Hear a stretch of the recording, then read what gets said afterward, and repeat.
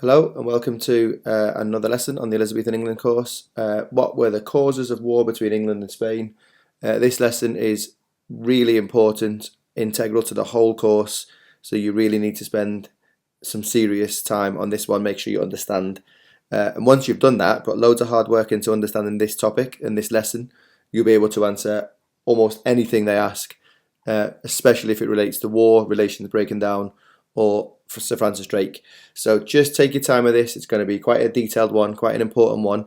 Also, throughout this lesson, in the middle and the end, will be model answers and really detailed plans, just to get your head around this topic and this question. Once you understand this question and this topic, you can answer any question they ask, absolutely promise. But it's really important that you really try super hard to try and get this topic nailed in your mind. All the steps to war, long-term, short-term, indirect action from Elizabeth. So things that she's done that you could argue were a bit sly, and then direct, absolutely, how has she gone against Philip? Okay, so really important, this lesson overall. Links with the Voyages of Discovery and Explorations lesson as well. If you haven't done that yet, then that is a lesson that you can watch as well. And if you're watching this as a revision lesson towards the end of the year, towards your exams, then that will hopefully bring back all of those key details as well. So let's get started. We're going to start right at the very beginning, just with a bit of a recap on Elizabeth's foreign policy and her rights, if you remember, her prerogative to be able to make decisions. That was one of the features of the monarch, wasn't it, when we did government, that Elizabeth can make decisions. So her foreign policy aims, as you can see from this diagram here, is really quite straightforward. She wants to improve trade, she wants to defend England's borders, she wants to keep her throne secure and avoid war. If she can do those four things, then she's going to judge her reign to be quite successful. And if you look at those things, that's probably the same today, isn't it? For any leader of any country, those four things are really important to ensure a happy, safe society and country. So there are foreign policy aims. Just maybe make a little note of them, but I feel like they're quite straightforward. Avoid war, especially when she's skint. We know that the majority of this course has focused around this poor economy and this debt that she's inherited. But it kind of makes sense, doesn't it? They're the things that a monarch should do. All right. So the key issues that have impacted her foreign policy aims, so the things that have happened on this course that have made her have to make decisions, are England is smaller and poorer than Spain and France. That goes without saying. Obviously, we are going to become the biggest empire the world has ever seen in a couple of years. In the 17th century is the beginnings of that, well into the 18th and 19th centuries as well with the British Empire. So we need to keep that in mind in anything that she does. She can't go gun-ho into wars and things like that because she just can't compete. There were tensions between the Protestants and the Catholics at home the whole way through. Plots got worse, tensions got worse, dangers got worse. So she's got to be careful what she does with all of that all of the time. She doesn't want to start a civil war, or she doesn't want to push anyone too far, keeping in mind as well that her finances aren't great either. And then there's these four areas that we've touched on more indirectly previously. Indirect interventions really with the Netherlands. If you remember the Dutch revolt, how she sort of supported those with the Sea Beggars and the Genoese loan. So if you have done the exploration lesson and you know a bit about Drake and the commercial rivalry, then just pause this video and go and add a few little notes to your whatever, however you're writing this in your book or on a Google Doc or whatever, about why those four little sections on the screen now led to tensions. The Genoese loan, Sea Beggars, definitely you should be able to talk about that. If you can't do the first two, then this video, this lesson, will go into looking at those first two in a bit more detail. But just pause the video now, see what you can remember about those four little sections there and how they've led to tensions. Okay, when you're ready, just come back and continue the video.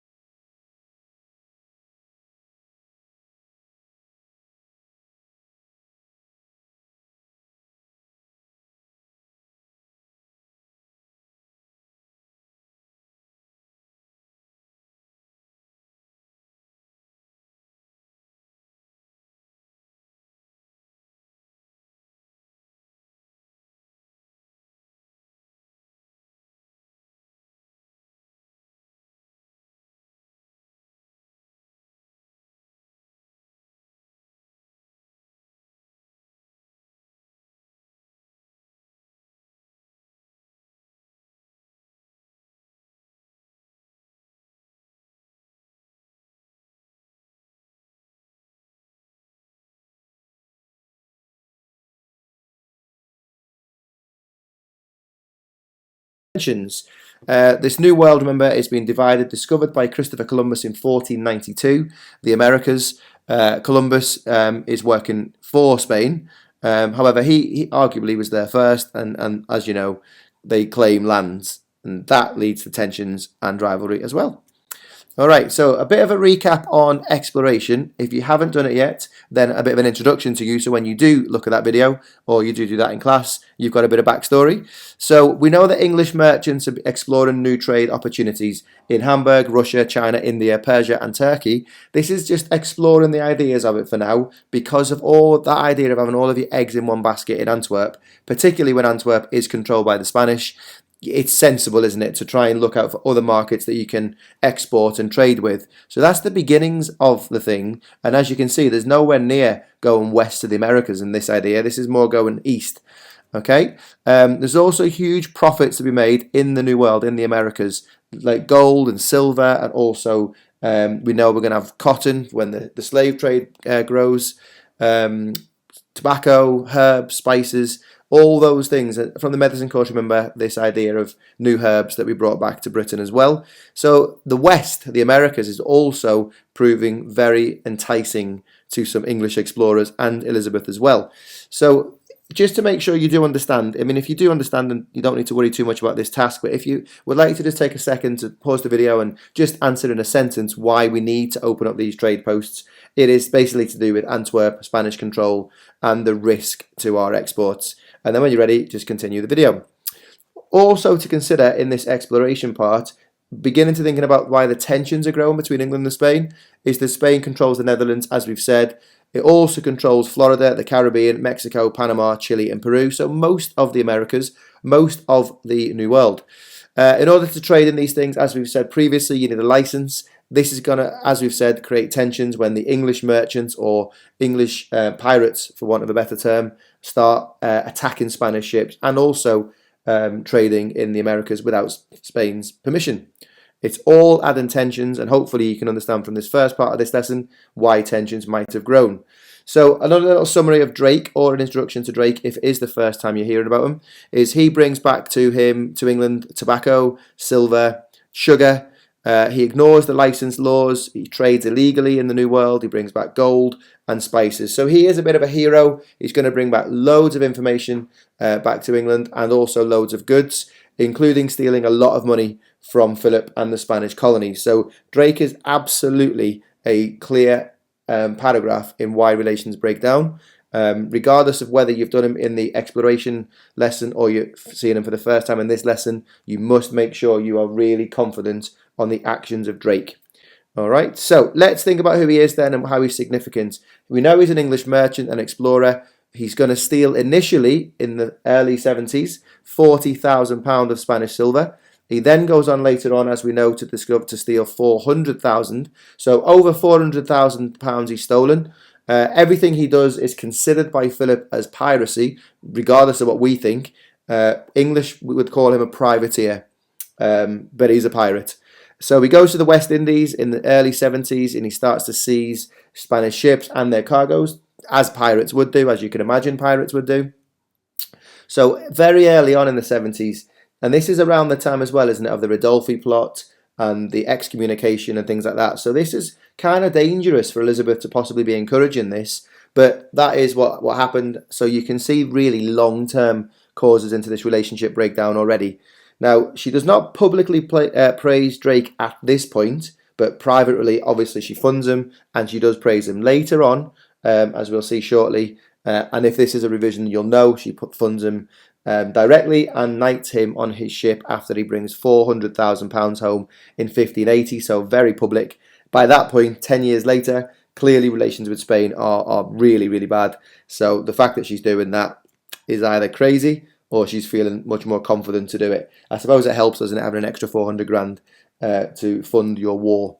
So he's the first Englishman to circumnavigate the globe around the world. That's just a little pub quiz thing for you, if you ever get that in the future. Elizabeth has actually sent him to sail around South America, encouraged him to bring back these spices and anything valuable, but obviously going into Spanish waters. He's told to attack the Spanish colonies by Elizabeth, But also people invested in Drake. They've invested lots of money into his voyages, and they expect a return on their investment. But it's also another act of defiance that she's just not going to allow Spain to dominate England. So we've seen this throughout the course, haven't we? That Elizabeth, although she's skint, although she's a small island, although she hasn't got anywhere near the army that Spain has got, she still pokes Philip, still pushes his buttons a little bit. So this whole section, really, this last couple of minutes of this lesson, I'm hoping you're getting an idea around the idea that you could arguably blame Elizabeth for some of these tensions getting worse. And then there you go, there's the £400,000 that he steals, which goes towards the Queen's finances and then towards the Spanish Armada. Keeping in mind there as well that it took a year, remember, with an ordinary income to get just 286,000. So you can see just how important that £400,000 is. She's so happy she knights him on his ship. All of that is public, really, again, provoking Philip, upsetting Philip, etc., etc. So that's clear why she's to blame probably for the breakdown of relations. So how is he significant? Maybe if you want, just pause the video now and just write a little answer to this. What has he done, summarising that information on the left? What's he done in the 70s that might be an achievement, okay, in the sense of you're looking at it from England's point of view? And also, how significant would these things that you can see on the left-hand side of the screen be for relations with Spain? Just take the moment just to stop and think a little bit about this early part, this long-term cause of the breakdown of relations, particularly in the context of this being Elizabeth's fault. All right, and also then these last 4 bullet points, just to summarise why he's so significant, is these actions against Spain and Spanish colonies, and also claiming land in North America, so California, make it clear that Elizabeth is not going to just accept Spain's dominance of the Americas, that she's going to try and challenge that. Drake's also, his successes have made him a national hero, raising the profile of England, also making people feel confident in England as a seafaring nation. So he is significant in that sense. He's making people believe that England can compete with Spain, even though geographically and financially and militarily we really can't. So maybe this is the beginnings of the idea that the British Empire could be a thing. Obviously, the finances are boosted every time English merchants or pirates go abroad and bring back Spanish money. Then that boosts the economy. And then knighting Drake on his ship is a really strong, clear message of defiance to Philip. Now, at this point, when you do this little summary exercise before we move on, you could probably think, is there a turning point? Is there a point of no return, in fact? Is this what you're seeing now and what we're discussing with Drake? Is he, having finished this, there's no chance to avoid a war now? Is this so important in the relationship breaking down that war is inevitable just because of the actions of one pirate and Elizabeth supporting him? Or do you feel that there's going to be other things? And of course there are other things. So the Netherlands is clearly a huge part of the story. Religion, Mary Queen of Scots, all those things that we've been talking about and learning about on this course. But just before you move on, this Drake, take the time to understand just how significant Sir Francis Drake is. And we can see that here in this little recap. So we don't need to read through all of these things. We've kind of just talked about that. And if you, as I say, if this is the first time you're seeing Drake, then this information here is absolutely vital in getting your knowledge of him. So just do what you need to. Maybe make some flashcards with this screen. Get yourself really secure in your knowledge of Drake. He can be and will be a paragraph in a lot of different questions. It could be a relationship question. It could be an English exploration question. And I'm saying the same kind of things that you'll see in the exploration lesson video online because they are literally so intertwined with each other. It's nice. It makes your revision much easier because once you've mastered Drake in either of those two questions context, it means you've got a very, very strong paragraph. So just take the time to maybe pause the video, turn some of this into flashcards, or just copy it as a mind map, making sure you understand all of these things. And then when you're ready, let's move on to the beginnings of some more specific reasons for the breakdown of relations and the steps to war. All right. A good place to start while we're thinking about this is, as we've done earlier in the course, to what we've spoke about so far in this lesson in the first 15 minutes is to put some notes into these boxes as we've done previously, and you colour up the side there into those 8 boxes. How dangerous were those events? So commercial rivalry, how far would you call that up? Obviously 8 would be war, 1 would be nothing at all. So the 4 columns we've looked at really, and the plots, the 4th box would require you to maybe do a little bit of revision and a reminder of those earlier plots that we've seen. So the Northern Rebellion, Ridolfi plot, Throckmorton and Babington. If you haven't done those things yet as the time you're watching this, then don't worry too much about that one. But as a revision exercise at the end of the year, before your exams, something like this is a really easy task to do, which gives you a sort of bigger picture view, and so you can maybe see which events are most serious in raising tensions. Okay, so if you want to do that, pause the video and do that, and then when you're ready, just press play and carry on. All right, so let's start with the Netherlands as a reason for the Spanish Armada, the steps to war. Now, it's obviously a long-term cause, this one. We know, we've looked at the Netherlands already, we've looked at the Spanish Inquisition already, and we've seen how Elizabeth allowed the sea beggars to hide in English ports. She took the Genoese loan, all of those things. Now, these are all things that we would call indirect intervention. You've got to understand this lesson now, the one that you're watching, will include indirect and then eventually totally direct intervention. But it's so important that you understand the first bit for years, from basically 66 onwards, is indirect intervention. And obviously the reason for that being that she just cannot afford a war with Spain. She's trying to secure her own country. She's got some Catholic issues herself with the plots. She just can't afford to go into war and help these Dutch Protestants, even though she probably wants to, even though she's under pressure from her councillors too as well. So Dudley and Cecil, as we know, are as close to Puritan as you get on a Privy Council. They are constantly demanding that Elizabeth helps these poor Dutch Protestants in the Dutch rebellion and trying to help them get rid of the Spanish from their country. But she keeps refusing to do so directly. So let's take some time now to consider some of the things she does indirectly, okay? The Spanish Inquisition, as we know, was brutal, and there's immense pressure, but she can't. So the question there, will she or won't she, it's not really a case of will she or won't she at this stage. It's a case of she just can't. But remember, as we've just said with Drake, in the future, perhaps when those English coffers are a bit more shiny with £400,000 of Spanish money, that could help Elizabeth be a bit more prepared, perhaps, to help these Dutch Protestants. So this bit now is for your notes. If you just call this indirect intervention in the Netherlands, just a couple of bullet points really, but really important as a paragraph. Is this Elizabeth's fault for the war, or is it Philip's fault for the things he's doing in the Netherlands? Okay, so clearly to start with is a dilemma for Elizabeth. 4 dilemmas. Just when you read these things, pause the video and maybe rank them in your book, in your notes, whatever you do in this, just of most concerning to least. So if we start with the first one, it's quite clear. If she directly supports the Dutch, then Philip might do the same with England, with the Catholics in England, and she just can't afford that. So her sort of decision is to back off the Netherlands because she doesn't want Philip to retaliate or react by helping those Catholics. And as we know from the 70s, there's plots, isn't there? The Ridolfi plot, the excommunication has happened. So all that context is really important to the decisions that you perhaps are going to be expecting Elizabeth to make, and understanding why she can't. Secondly, Spain would have the backing of the Pope, obviously, in this counter-reformation, which could encourage English Catholics to welcome a Spanish invasion of England. Again, that's always on her mind. That's probably been on her mind since day one, really. Thirdly, the Pope's backing means that France, as a Catholic nation, could join with Spain, and we know that is Elizabeth's worst nightmare, the idea of Spain and France ever joining together. Importantly, Elizabeth has done quite a decent job of holding that off, really, particularly when you think about leading France on, which we'll see in this lesson. Definitely this is important. She's used France almost as a potential marriage bargaining chip to try and avoid a Spanish-French alliance. And then lastly, it goes without saying that a war with France would just be, and Spain, or anyone really, is just too costly. England is skint at this point, and the Spanish Empire is obviously much, much richer.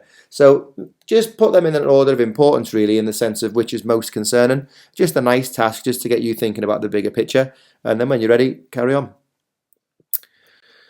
Okay, so Elizabeth is reluctant to help the Dutch Protestants. I think that goes without saying now. We've made it very, very clear. You have to understand that. So she hopes that by indirectly helping those Dutch Protestants, as you can see underlined, she's going to apply some pressure. She's going to do some bits that are just going to maybe be a bit of a nuisance for Spain, a bit of a nuisance for Philip, that might also allow him to just get so fed up he leaves, or help the Dutch Protestants so much that they just keep hanging on a little bit. But not quite being accused of directly helping. And I suppose the easiest and most relevant example to give you for this is to think about the Ukraine war that we've been going through for the last couple of years. that NATO countries, Britain, America, whatever, they haven't quite put boots on the ground in Ukraine, have they? They haven't sent soldiers into Ukraine because perhaps that makes it very clear we're going to end up really risking some sort of nuclear retaliation from Russia, from Putin. And also the same in the Cold War courses. Every sort of tension event, that both sides held off just enough to avoid that full retaliation. So it's the same here. Elizabeth is going to try and maybe help, like NATO have helped Ukraine by supplying them with money, by giving them some weapons. Also taking refugees, which is exactly the same as the refugees and the sea beggars that Elizabeth took from the Dutch Protestants. So there's a really nice link there to Ukraine today. Keeping in mind, though, at no point have actually any Western soldiers stepped foot in Ukraine to fight the Russians. Very, very similar situation and scenario here. Hopefully that little comparison has helped you understand a bit more. So this is what she does do. These are your examples, okay, of how Elizabeth has indirectly intervened in Holland. She's allowed Spanish shipping in colonies to come under attack from English privateers. All right, that hopefully will drag some troops away from the Netherlands fighting the Dutch Protestants, and Philip will have to send some soldiers to fight the English in the New World, in the Atlantic Ocean, or wherever it is that these English pirates are attacking Spanish colonies and Spanish ships. She hopes that by doing that, it will just take a bit of pressure off in the Netherlands, because obviously, even though Philip's powerful, he has only got a finite army. Okay. Also, by pursuing friendly relations with France, as we've just mentioned, this idea of promising to marry the Duke of Anjou, who's the heir to the French throne. He's a Catholic, but he doesn't quite believe in persecuting Protestants, so there's a balance there. But this isn't about her marrying Anjou. This is about Philip being concerned about an English-French alliance. Hopefully, this gives Elizabeth a bit of a leeway in what she's doing here, indirectly helping, because Spain doesn't want to risk that. If Spain invaded England at this point, I'm pretty confident in saying that she certainly would have married Anjou, but also the flip side of that is it's going to be clear as we go through this lesson that she probably had no intentions of ever marrying Anjou, but this is Elizabeth, isn't it? As we ever know, always got some ideas brewing.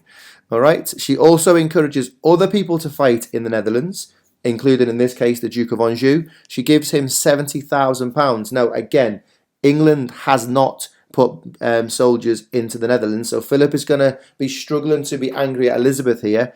I would say this is all very clever from Elizabeth. It's indirect. She's funding it, but she has not actually sent English troops. So if Philip was to ever retaliate, he would appear to be the aggressor, not Elizabeth. Just really clever, I think. However, she's given a lot of money there to Anjou. You know that 70,000 is a lot of money, and that would therefore be extraordinary revenue, wouldn't it? Because in a time of war, she would need to call Parliament for that.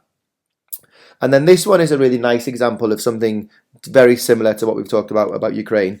So she funds secretly, and the important word there is secretly, this Scottish guy called John Casimir to attack with 6,000 troops. Now, these are volunteers. It's so important that if you're writing about this paragraph, the indirect intervention, that you really emphasize the idea that Casimir with these 6,000 troops in the Netherlands are volunteers. Elizabeth can hold her hands up and she can say to Philip, look, it's nothing to do with me. How can I stop anyone doing anything? How can I control people where they go and what they do? Awfully sorry, old Philip. Philip quite clearly knows probably that Elizabeth has had some part in that, but he just can't pinpoint the absolute blame on Elizabeth. Again, really clever, but also really indirect. So with what you can see on this screen, really try hard. However you do it, be it a paragraph now or a paragraph at the end of this lesson when we give you some of the planning, just try and get your head around some of these actions. These are your bits of evidence in a paragraph of how Elizabeth has indirectly supported the Dutch Protestants following the Spanish conquest of the Netherlands. Okay, so at this point, do you believe Elizabeth's actions are acceptable? Are they enough to lead to a war? Are they enough to just raise tensions? Are they clever? Or whatever your opinions are of them, it might be worth now just possibly, maybe not a whole paragraph, but just pause the video and answer that there with your thoughts at the moment. This will make this lesson a whole lot easier if you sort of do it in these little chunks, because as I say, it's a big lesson, it's going to be a longer lesson.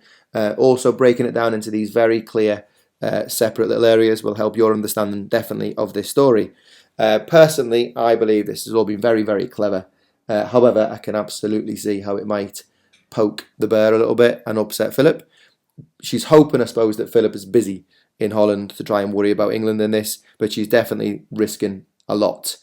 Okay, so that's the first bit of indirect intervention. So let's have a little look at who this guy is, the Duke of Anjou, or the Duke of Alencon. He becomes Anjou later on. He's the youngest of 4 sons of the King of France. He's going to be the heir to the throne. He's Catholic, but I wouldn't say strict. Very much probably like Elizabeth, moderate. France at this point is involved with its religious civil war, as we know. He's 22 years older. Sorry, Elizabeth was 22 years older than Anjou. So there's a bit of an age gap there, but ultimately this is about an alliance rather than anything else. Just out of interest, she calls him a frog. They did meet in person. Froggy Elizabeth, if she had a nickname for you, it generally meant that she was fond of you. All right, so Froggy is nothing to do with the fact that he's French. I think probably in my own research of this, she called him Froggy because of his skin. His skin wasn't really good, probably a bit greasy, but he also had loads of pock marks and stuff from when he had smallpox as a baby, as a young boy. So Froggy was a term of endearment, I suppose. Also, just out of interest, is Anjou was absolutely 100% totally not interested in women. He probably could have done the deed, as most of these rulers could do, to order to have the heir to the throne or the children, but he was not interested in women in the slightest. It would have been quite an act to sort the heir out. Also, remembering at this point, though, Elizabeth is getting on as well. So many historians feel that she's used this possible alliance just to balance the Spanish threat. I agree with that she never really intended to marry Anjou.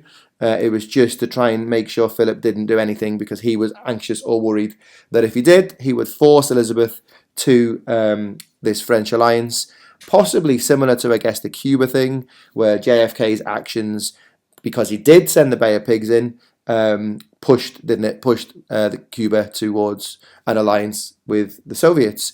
A similar sort of thing there.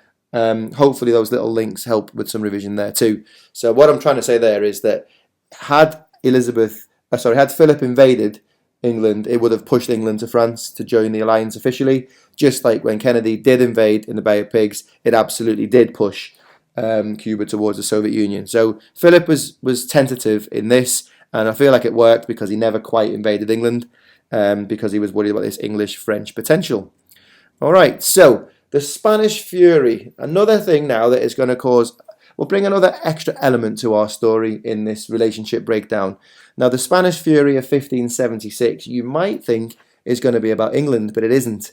Okay, this is going to be an internal problem with Philip and his army. So by 1576, the Spanish are bankrupt. They've been fighting this war for a long time, very similar to the Soviets in Afghanistan. Over time, it just costs a lot of money. The Dutch wars were just too much, and after months without any pay, the Spanish forces mutinied, and they attack the town of Antwerp. Now, they are not doing this to upset Elizabeth in any way. This is some sort of protest against their own leader, against Philip. But obviously, attacking Antwerp is a problem for us, isn't it? Because that's where our trading port is. So this engraving, if you just want to pause the video and have a look at it, you can sort of see the violence. It's a horrific scene when you sack a place, as the word is used. Basically, you just attack it, smash it up, burn it down, destroy it. That's what they did in response to not being paid. But remember as well, some of the reasons possibly why they've not been paid is the actions of Elizabeth with the Genoese loan, and just interrupting those Spanish ships, and the actions of Drake and the English pirates. They are just stopping, aren't they, money getting to the Netherlands. So there definitely is a reason there to link Elizabeth into this bit, but it's a nuisance for Philip. He's got to deal with this, hasn't he? But actually, you can see why Elizabeth could also be just instigating this, or just making a cash flow, making the cash get into these soldiers a little bit slower, which has led to them having this little rebellion. All right, so this is now a really tricky part of the course. So with the Spanish Fury, pacification of Ghent, Don Juan, and the agreements to the demands as what's going to come next, just slow it down. Try to, when we get through these notes, add some arrows to this to explain how the events link. Maybe turn this into a bit of a narrative question like you would do in the Cold War paper. Okay, just to slow it down, start again. So now see this next bit as another separate part of this lesson. So if you want to just do this bit and maybe come back to the rest of the lesson shortly, let's look at this. So the Spanish Fury united all of the Dutch, Catholic and Protestant, this time, and that's because they have destroyed their city. They've destroyed Antwerp. So even the Catholics now in Holland are furious because of this damage and destruction. So in a way, it's backfired big time, hasn't it? Because now no longer is Philip just fighting Dutch Protestants. He's also got to fight against Dutch Catholics as well. All right. So as a result, they draw up what's called a pacification of Ghent, essentially a treaty. So the Protestants, the Dutch Protestants and the Catholic Protestants have come together, and they are going to present Philip with a treaty, with demands to sort this problem out. And it's called the pacification of Ghent. So they demand from Philip that all Spanish troops must leave the Netherlands. Remember, at this point, it's quite useful because Philip's struggling financially to even be in the Netherlands. So this might be a useful time to leave. The Netherlands must run its own affairs once again, so be in charge of its own country, not ruled by Philip. The Spanish Inquisition must end immediately, so this murder, massacring of these Protestants must end immediately. So there are the demands, and then Don Juan, a new Spanish commander, has arrived, and he agrees to all parts of the pacification of Ghent. So this looks like, at this point, Elizabeth's maybe achieved her aims. You know, that indirect intervention, that niggling a little bit, that just trying to be a nuisance, stop money getting to Holland, support the sea beggars, Casimir's little volunteers, all of those things. It appears, doesn't it, that she's been successful because it's going to end the Spanish occupation of the Netherlands. So Don Juan agrees to this. Philip, obviously, when he finds out, is going to be furious. So just turn this into some little like a sort of narrative, if you like, before we move on, just so you understand how it's all led to each other. And then when you're ready, let's move on to the response to this. As ever, there's always a response. So was this a missed opportunity for Elizabeth in the sense of the pacification of Ghent? Spain is struggling financially. The troops don't want to fight anymore. So let's see. Don Juan was not in the Netherlands for too much longer. Because Philip is furious that he just backed down. He literally gave in to every demand of the Dutch. So Philip gets rid of him, and he sends in a new leader, the Duke of Parma, who's a much, much stronger leader, and he's going to be much more aggressive. Should Elizabeth, at that point of Don Juan, sent in some English troops, really to ensure that the Spanish would leave the Netherlands? That's a question to consider as we go through this bit of the lesson now. So John Casimir goes with his 6,000 troops. Volunteers, remember, they attack Catholic churches, which has obviously angered the Dutch Catholics. That has now made them agree or make friends with Philip again, because Casimir has upset the Catholics. Was this a missed opportunity? Should Casimir not have done that? Gone in a bit more orderly, peaceful? All he's done there, and his 6,000 volunteers, is annoy the Catholics, which has now put them back on Catholics and Protestants again. This is an important part of this story, and one that you could look back on with hindsight and think, what an idiot. What an idiot. Also, Elizabeth delayed making any decisions about directly intervening in the Netherlands. We know she could take her time making decisions. She was quite impulsive in lots of ways, but she was quite slow in others. As a result, what this means is the progress that the Dutch rebels were making is just basically lost because she didn't send in the support quick enough. So is it a missed opportunity? Let's have a little look at this table. So some context of the year of 78 and 79. You can make your own decision whether you think Elizabeth has missed a chance to get in, or was it always still too risky to go in, even with this sort of small win. So the situation in 78 was Spain was really weak financially. France and England are allies, or certainly potentially allies. Don Juan's Spanish army was a bit of a failure.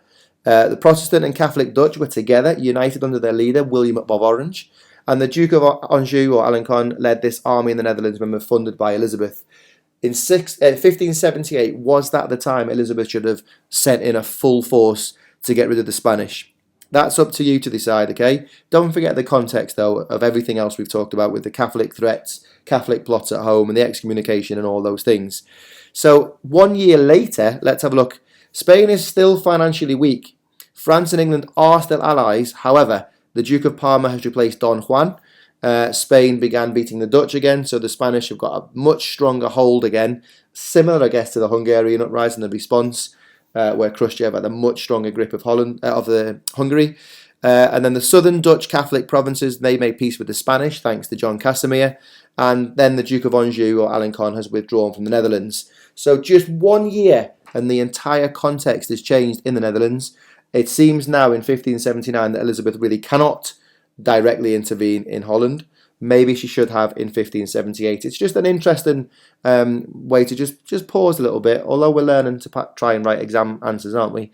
This is just one of those things in history where we can really just take a time to think about political decisions that people made that could have quite easily had a different outcome. All right, so consider yourself, maybe write a little sentence or two on whether you think Elizabeth missed her chance to get in 78, or whether you think probably she still couldn't have gone in either way. It would not have been a good decision.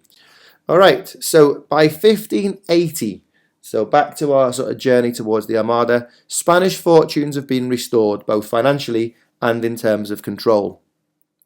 He's taken over Portugal into their empire. I wouldn't say it was necessarily an aggressive takeover.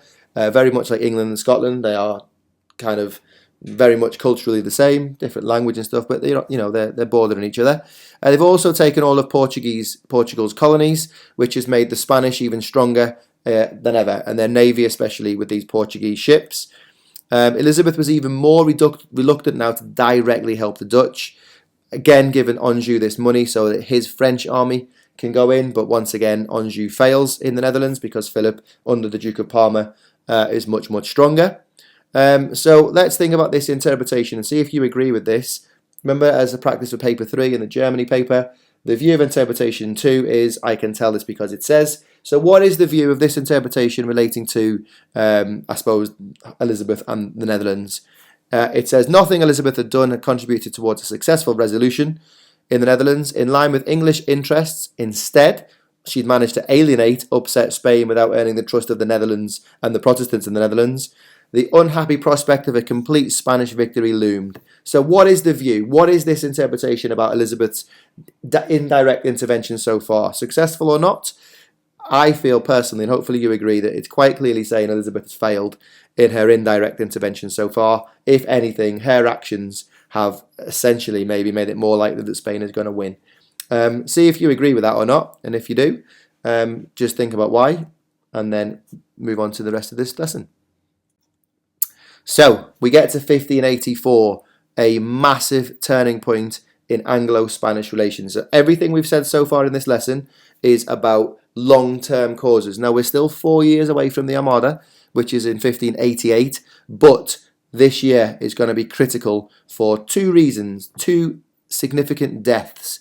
All right, Anjou dies in 1584. So this farce of a potential marriage proposal, this farce of a English-French alliance is gone. Everything that Elizabeth was hoping for by using Anjou as sort of some kind of, threat to Spain is gone. That's terrible, absolutely awful for Elizabeth. So now England's in an even worse position than it was before. Why is that an issue? As we've just said, it has blown out the idea of an English-French alliance, which now means Spain could be much more confident in trying to take this forward. Elizabeth still can't afford a war, especially against a much more powerful Spain after taking Portugal. So if anything, it's got even worse than in the early to mid-70s. And the fact that Anjou now can't be doing the fighting on her behalf is an even bigger problem. The French Catholics have also in 1584 joined the Holy League with Spain. Now, finally, folks, the thing we've been talking about this whole course, the worst possible nightmare for Elizabeth, is that France and Spain join together. And here we go, the Holy League with Spain, the Treaty of Joinville. France is no longer an English ally. In fact, it is now explicitly an enemy. So the worst thing has happened. The French and the Spanish have joined together. This is it. Probably now game over for England. It will not be long now until this superpower turns its attentions to England. So the death of Anjou is a disaster. The Treaty of Joinville is a disaster. Obviously, the Privy Council are going to be meeting much more now in this really serious crisis. Okay, but it gets worse because William of Orange is also assassinated. William of Orange being the leader of Holland. Obviously, he's had this country invaded. He's tried to bring the Dutch Protestants and the Dutch Catholics together for a brief time there. He managed to after the Spanish Fury. So now the Dutch need a new Protestant leader. They've got no one. In fact, if you think about it, there is only really one Protestant leader in the whole of Europe now, and that's Elizabeth. but she does not want to be this great Protestant leader and hero. She certainly doesn't want to be seen as someone who tries to overthrow a king. In this case, she doesn't really want to be seen to be overthrowing Philip, who is currently in charge of the Netherlands, because of course that will set a precedent of one monarch overthrowing another monarch, which if she does that to him, then he could arguably say, well, we're going to come to England and do it to you. So without a leader now, the Dutch rebels are going to be easy for the Spanish to pick off. England is next. So hopefully you can just stop a little bit, take on board what we're saying in this lesson so far. Bit of reflection at this point. That 1584 is a massive turning point. So are we saying then that now the Treaty of Joinville is a bigger reason for the breakdown of relations than Elizabeth's indirect intervention, because this is now a direct threat to England, this Holy League? Or do you still feel like some of those Elizabeth actions were more important in leading to a breakdown of relations? So just to consider, just for a sec before you move on, just pause the video and have a quick read of the details to go with this little image on the screen, just to really secure your idea about why this was so important. We've kind of talked about it already, but just to maybe get some notes, that the bullet points underneath really make it clear why the death of these two is so important, literally a month apart. But William of Orange being assassinated is a slightly different context. Clearly he's been assassinated, which means it's very possible for another leader to be assassinated. This is why Elizabeth needs to be a bit more worried. So when you had a little read of them and you've maybe annotated your notes on that, just carry on with this lesson, and we're getting very close now to all-out war.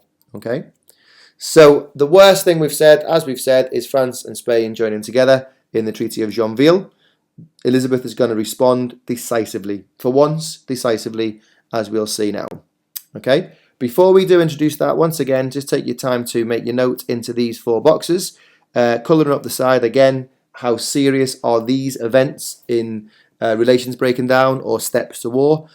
Always a good opportunity to do this. These little revision boxes can also work quite nicely for the Cold War course, in the Berlin crisis, Cuba, whatever. You can just gauge with your how high up you're colouring in each of your boxes, shows you how dangerous you think these things were. When you've done that, obviously unpause the video and we'll carry on to 1585, where things are going to get a bit more serious. Alright, so little recap task for you to do.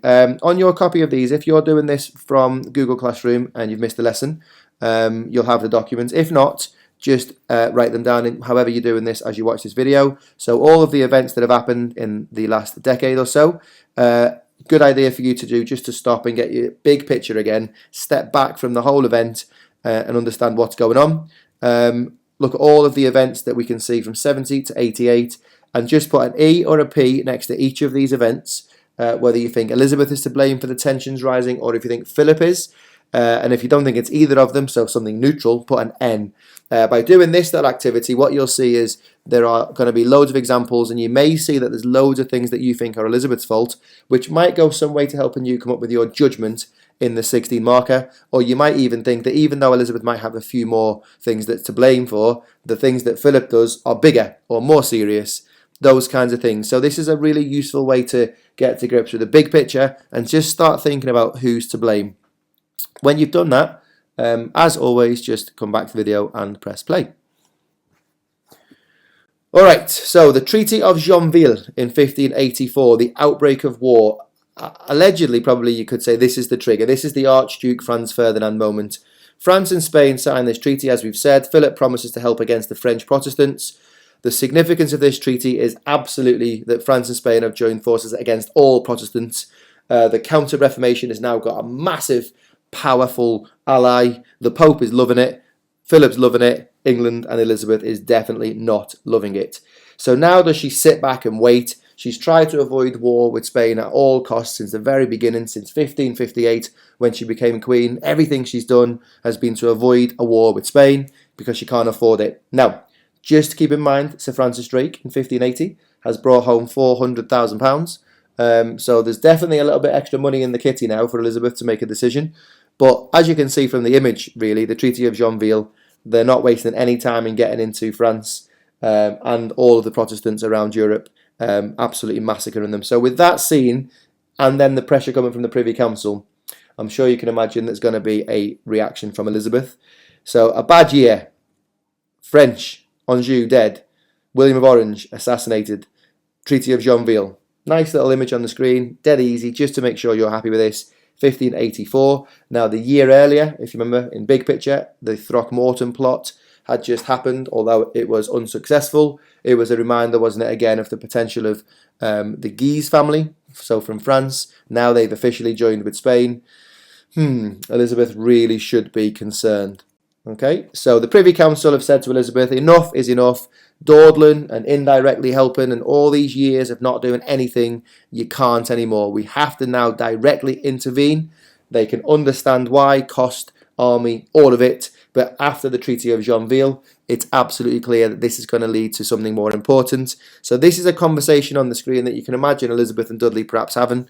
You can pause the video and read these yourself. We've kind of already covered them. But what Dudley is essentially saying here is, come on, Elizabeth, time is now. We don't have a choice. If we don't react now and we don't directly create some sort of response, then England is going to be next for the English being massacred in a Spanish Inquisition in England. So that's where we are. I feel like it's quite clear that that's where we are. Have a little read of this little conversation between these two, and then we'll carry on and see what Elizabeth's response is going to be. All right. So, the summer of 1585, the Dutch Protestants have asked Elizabeth to be their queen. She has refused. Remember, she doesn't want to be seen as to getting rid of a fellow monarch, even if he has conquered the Netherlands through force. She does not want to see that. She doesn't want to set that precedent, just like she didn't want to set that precedent of killing Mary, Queen of Scots, because it would essentially make it okay to kill a queen anointed by God. Instead, what she does is she finally signs a treaty. So she signs the Treaty of Nonsuch 1 year after the Treaty of Joinville.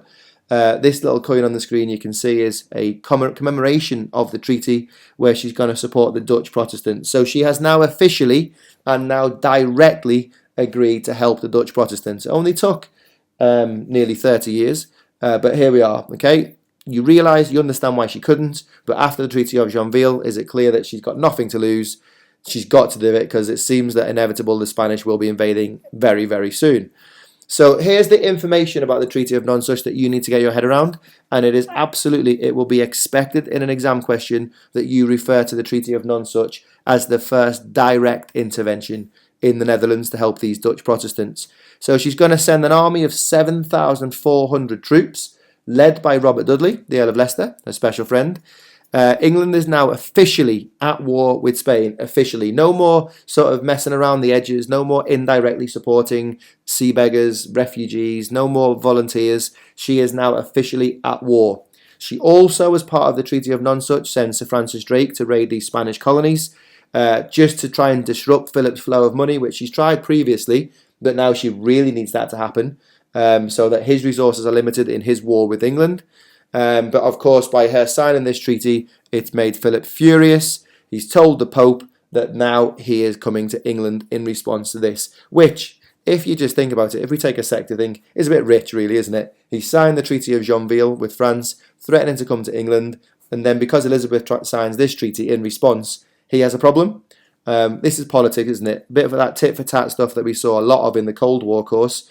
I don't think Philip has any right to be angry with Elizabeth signing this treaty. She has no choice because he signed the Treaty of Joinville. Okay? But in theory, though, even though she's now directly helping, she still should not be able to compete in any way with the forces of Philip and Portugal and now France together. So still maybe a bit of a dangerous move for Elizabeth, but I feel like she probably thinks she can still, even at this last bit, still try and negotiate a way out of this with Philip.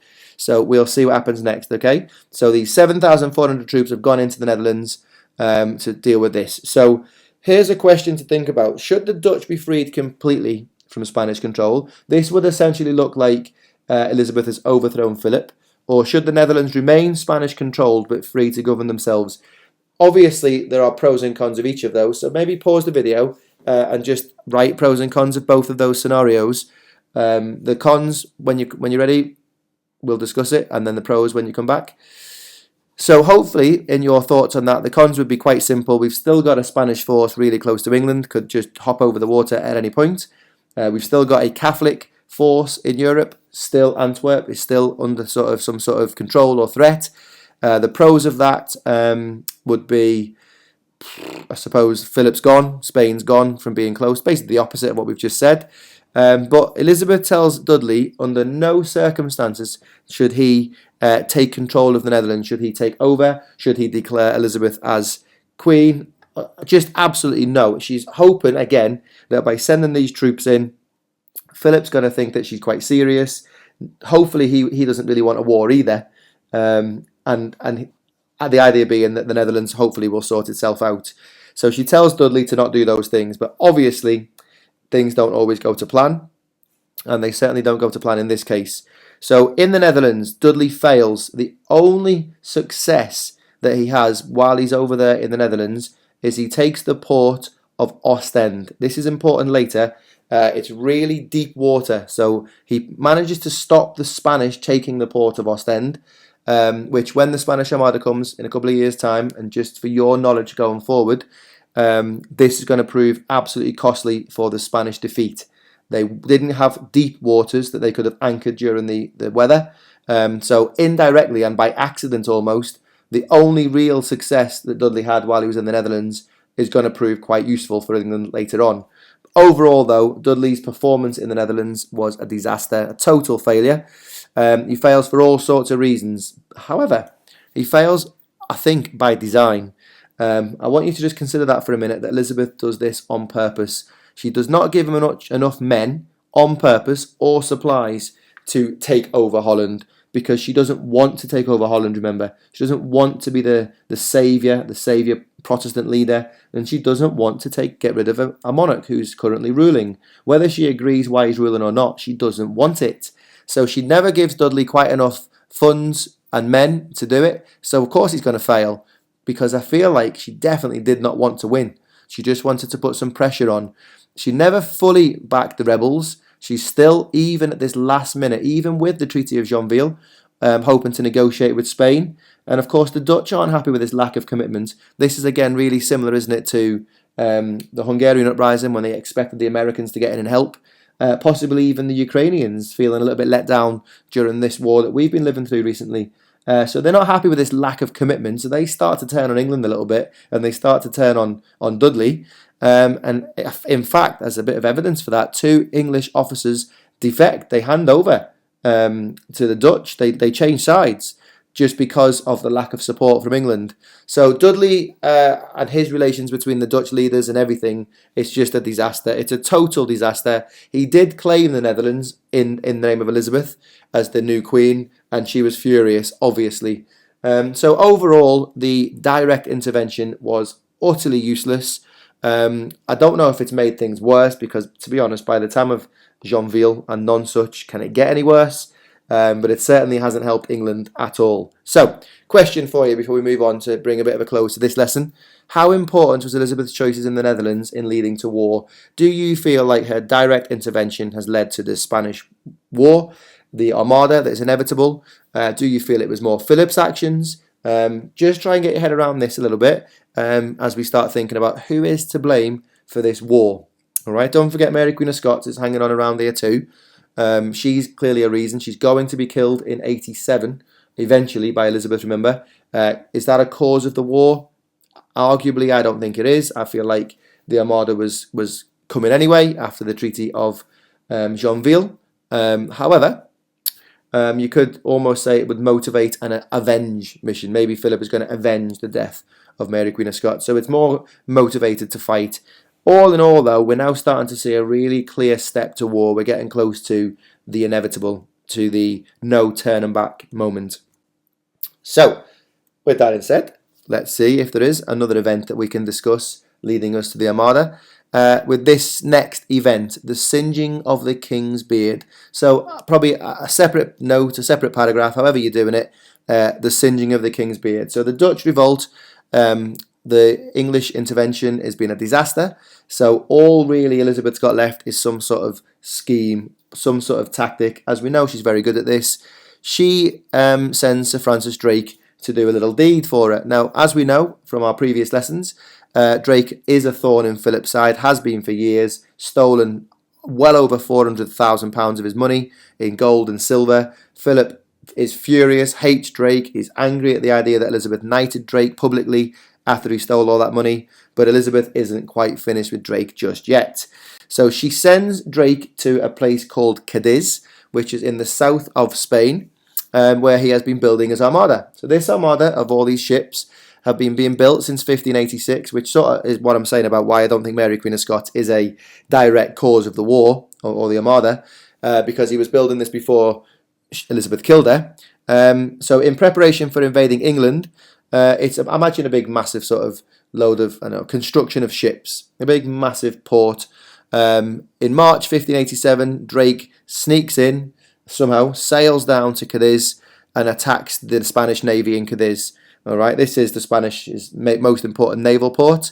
He destroys 30 ships, so you'll need that fact. He destroys 30 of these new ships, which obviously is going to be brilliant for Elizabeth, isn't it? Because, well, if nothing else, this singeing of the King's beard, and I'll explain why it's called that in a sec, but this raid on Cadiz is going to, at the very, very, very least, delay the Armada coming.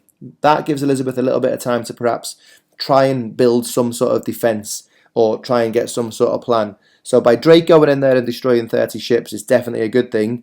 He also destroys a great deal of provisions and supplies and food, things like barrels. So when the Spanish Armada eventually does sail, and this, what I'm saying to you now, is going to directly be something you could say in this topic, like i.e. a breakdown of relations topic, or in a why did the Armada fail, this could be a paragraph. This whole Cadiz raid could be a paragraph in there, because as the Spanish fleet are at sea for a long time, their food begins to rot because the barrels that were good, the quality barrels that would have kept their food and their drink fresh for longer, they were destroyed in this raid. So they got sort of old barrels from the old ships, the Portuguese ships that they took from the old empire. They had to bring some of their old ships back from the Americas, though the supplies just weren't good and the containers of them weren't good either.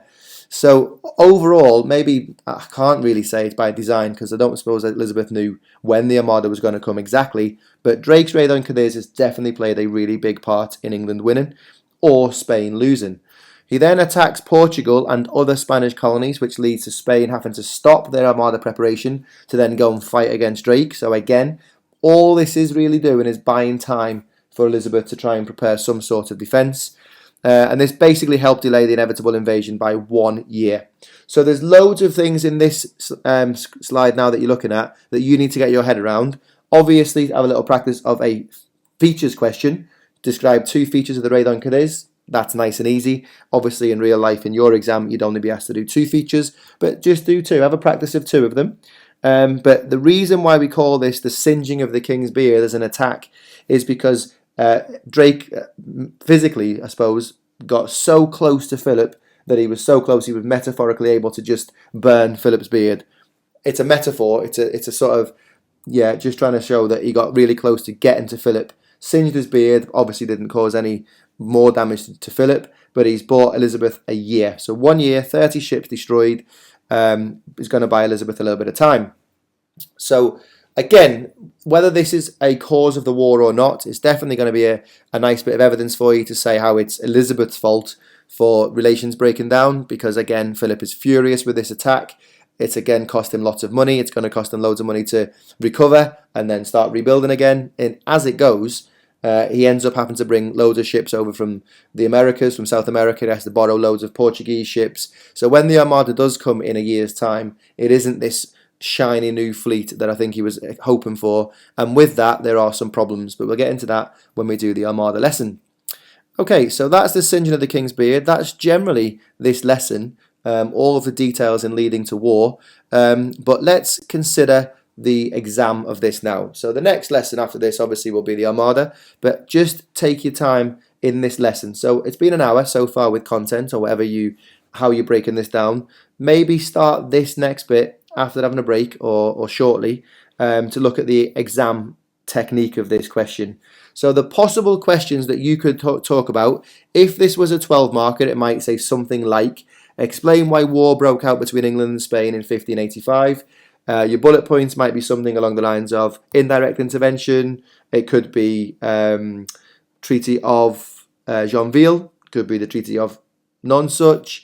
It could be plots that Philip supported over the years. It could be almost anything. And you can see in these blue boxes the possible things that you might talk about, and there are many. So these blue boxes don't even really come close to covering all of the possible bullet points. But of course, you only need 3 if it's a 12 marker. So you don't need to be worrying about a judgment or anything like that. You just need to have 3 reasons. Now, I would recommend to you that Francis Drake should always be a paragraph in a context of any question about relations and war. A paragraph on Drake, absolutely, you could clearly see all day long why war broke out between England and Spain. You know, robbing his ships, £400,000, all those things. You could do commercial rivalry as a reason. There's just so many possible things you could do for this question. So think about that then, maybe answer that. I'm going to give you in a sec in this lesson a model answer that I've written for this question. So as always with the other lessons where there's been model questions and model answers, just pause the video on each paragraph, get your head around it a little bit, and then maybe perhaps even either mark it, you're looking for the point, the evidence, the explanations and the links back to the question, or go and just rewrite it yourself, perhaps off memory in exam conditions. Alright, so the difference from the 12 to the 16 is that you obviously would have a very similar middle of the essay. The 3 paragraphs would generally be the same, but you would need an introduction and judgment, and you'd need a conclusion as well. That's the difference between the 12 and 16. So let's take some time to have a look at this 12 marker. So explain why Philip sent the Spanish Armada in 1588. Essentially, any question that is asking about war is about long and short-term reasons. In this particular question, you could go as far back as you need to because there isn't a specific date range, but please make sure that you check this carefully in your exam because sometimes they might say just by 1585. So if they do, you can't say Cadiz, you can't say Mary Queen of Scots, you can't say, you know, the singeing of the King's beard, and if they start at, I don't know, 75 say, then you can't do Rodolphi plot and things like that. So make sure you understand the date of the question to make sure that you're answering within. As it is, this is quite a nice open one. So why did Philip send the Armada in 1588? So this is paragraph 1. I'm not going to read it to you. Just pause the video, have a little read of it yourself. Try and look out for the facts and the evidence. How many times is it linked to the question, the connectives, those kinds of things. That's really quite important at this stage, especially if you're watching this as a revision video, that you're understanding how you're structuring these paragraphs. You should by now be pretty good at the 12 marker anyway. Alright, so just read through this paragraph. When you're ready, unpause the video and we'll move on to paragraph 2. So just before we do, the clear point of this one is the second line. It says the first reason for this was because of England's involvement in the Netherlands, which was a Spanish colony. So this paragraph, the point is that this is about England's involvement in the Netherlands. So I'm going to, hopefully as you read that, you'll see there's actually a little bit of indirect and direct in here, which is fine because the question just says, why does it come? So I'm going to choose a whole paragraph on what goes on in the Netherlands and why that's led to war. Okay, so unpause when you're ready to go on to paragraph 2 of this essay. So this paragraph 2, I've then said Philip has also launched the Armada to end the interference of Sir Francis Drake. So this paragraph is clearly about Drake. So everything we can get in here about Drake, £400,000, all sorts of key facts like that, being knighted, all those things. Now, in this model answer, there are some elements left out on purpose for you to just add a little bit, or when you see it, hopefully you'll be thinking, oh, this would be even better if this was in it. That's the point.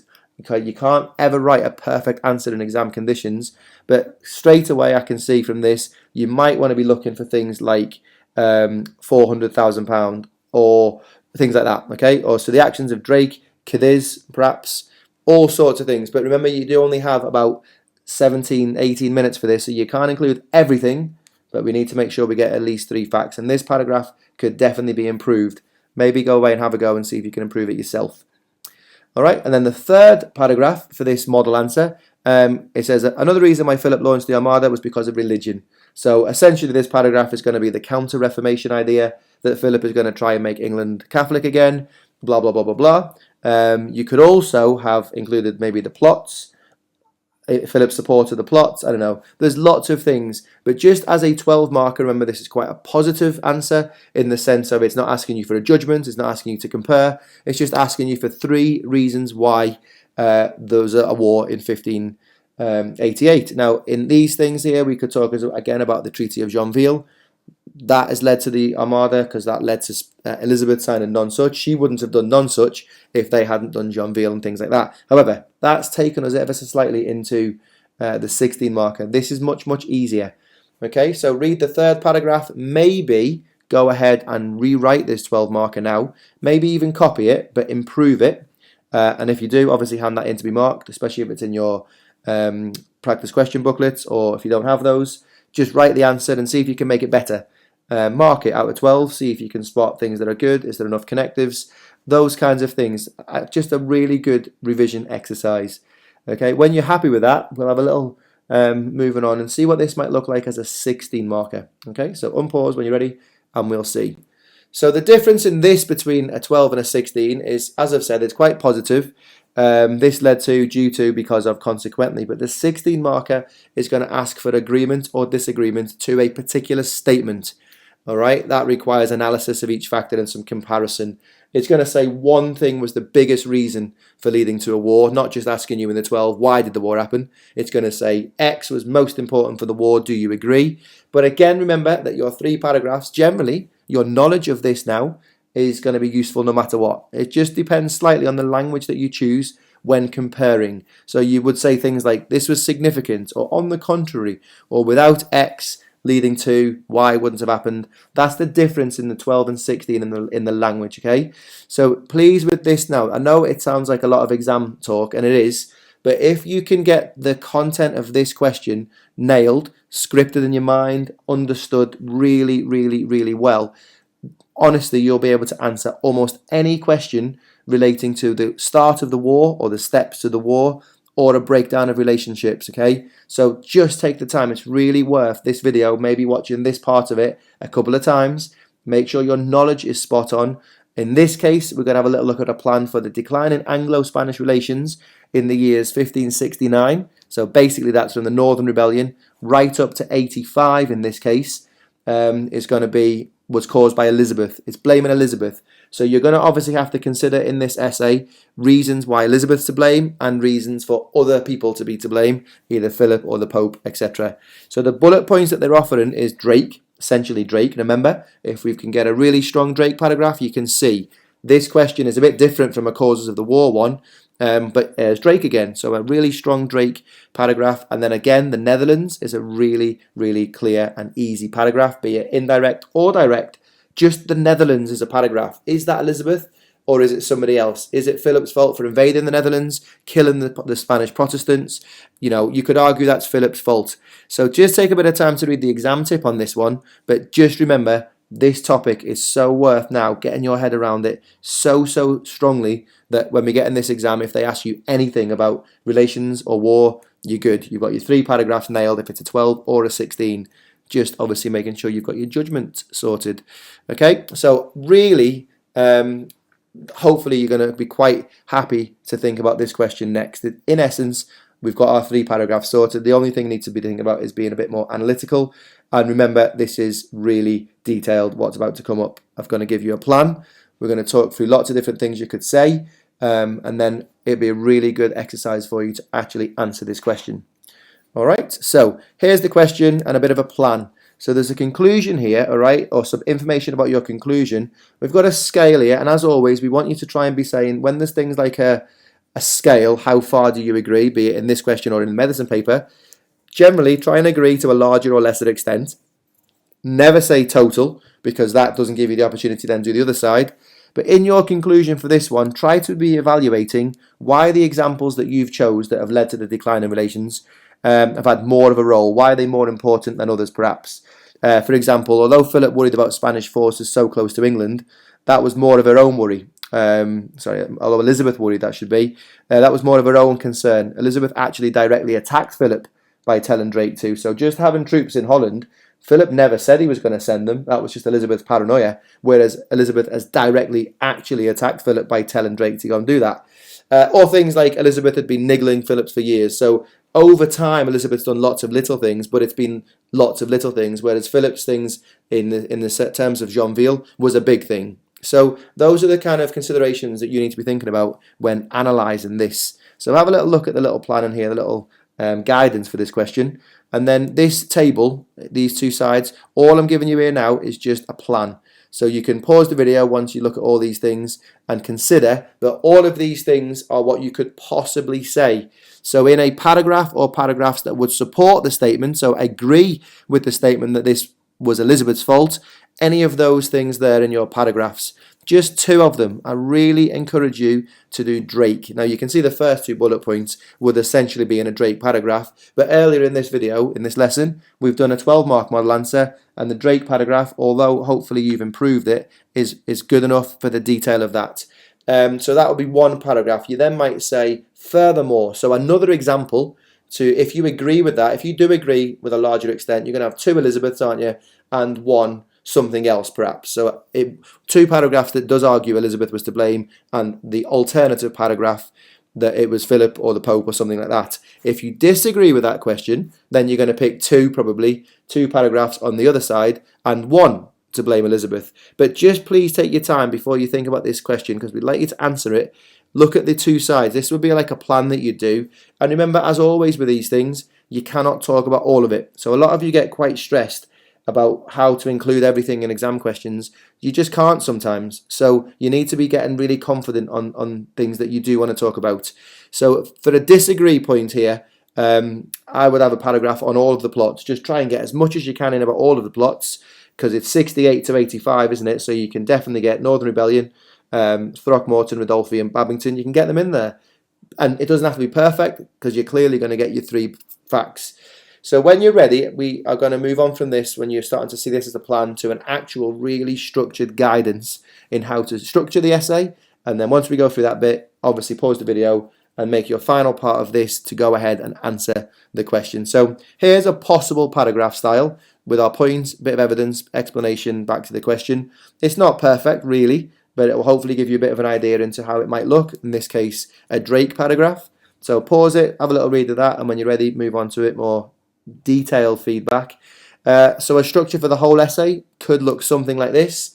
And there's lots of ways to write essays. We've got to be careful we don't get too much in the idea of, hoops to jump through. But obviously having our structure, guidance, and our little ways that we do things can be useful. So again, pause the video, read this really, really carefully, and then just one more thing to look at in this lesson, really detailed breakdown, and then you can have a go at answering this question. Okay, so when you're ready to unpause, just press play and we'll carry on. So in this bit here, what you can see on this screen, obviously there's a lot to write in here. It gives you the question with some structure, but I've also written a conclusion.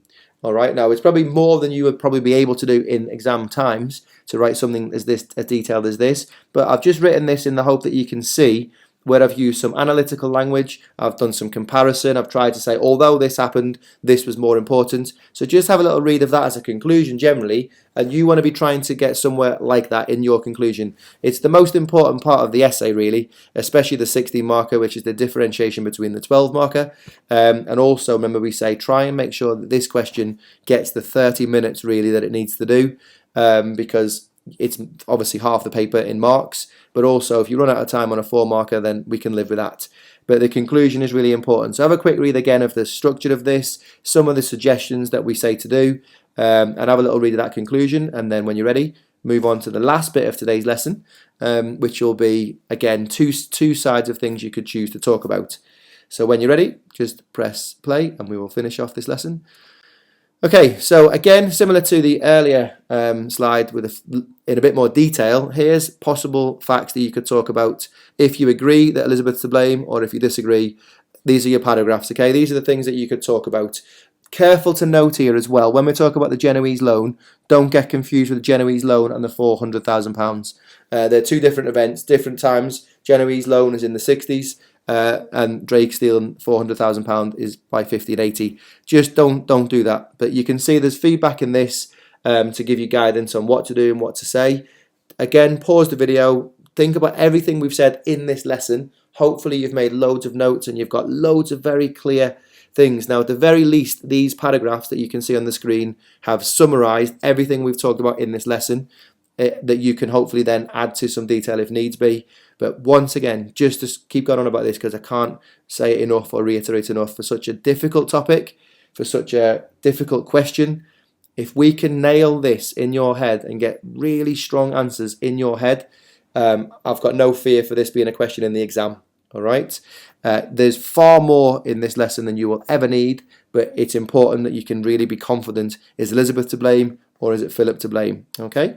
So all that said now, please now try and answer this question. Either write a perfect answer with all of your information and all of your notes, doesn't matter how long it takes, write a perfect 16 marker, or try and do it in exam conditions. Okay, so just off memory, or do both. Whatever you need to. I really think the time taken to nail this 12 marker or 16 marker in this topic is going to be possibly some of the best time you can spend in preparing for your exam. All right, so once again, thank you very much for hanging on this one and sticking with it. Another long lesson, really detailed lesson, but critical in the whole thing. It covers so much of our course that if you get it right, we can hopefully enter this exam feeling really quite confident. Okay, so once again, thank you very much, and we will see you for another lesson online at www.stchistory.com, as well as all of our other resources too. Okay, thank you and goodbye.